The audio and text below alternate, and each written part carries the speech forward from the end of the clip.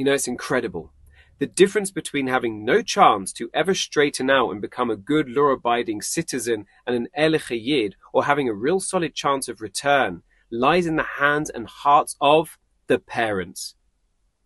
Look at the situation clearly. Imagine two boys who are so incredibly evil that they would both be considered a ben soira umayra, a rebellious child who would need to be put to death, and would both qualify to be put to death, because we determine that there is no doubt that they will end up hurting society.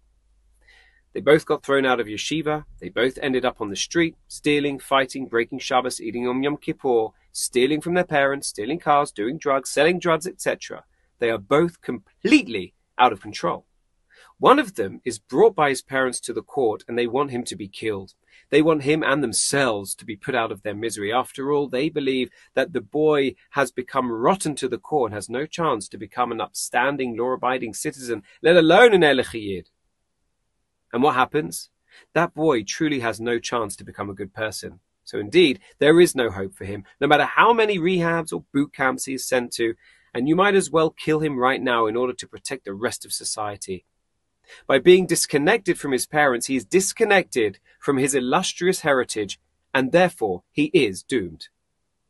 However, the other one, who is just as bad, just as evil, and also technically qualifies as a complete ben soira umayra, a rebellious son, who deserves to be killed right now, al shem ha'osid, for the sake of the future, because of the future evil that he will certainly do, is different because his parents say, wait, we forgive him for what he has done to us.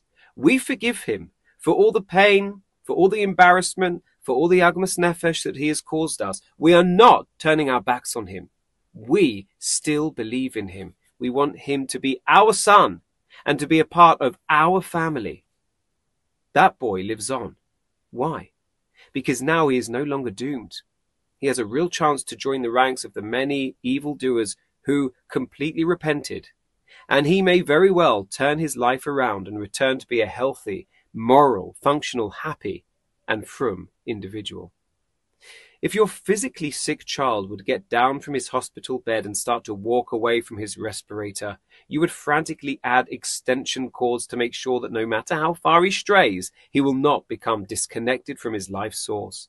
In the very same way, a Torah parent must be ready to add extension cords to yourself to make sure that no matter how far he strays, he will not become disconnected from his spiritual life source, which is you. You must not allow anything he does to disconnect you under any circumstances, no matter what he does, no matter how far he strays, no matter what he looks like and how he dresses, no matter how hard it is and how painful and how embarrassing and how costly it is. You cannot allow anything to sever your connection, because you are his respirator and you are his only hope to return one day to a normal, healthy life. If you allow anything to disconnect you from him, then he is doomed.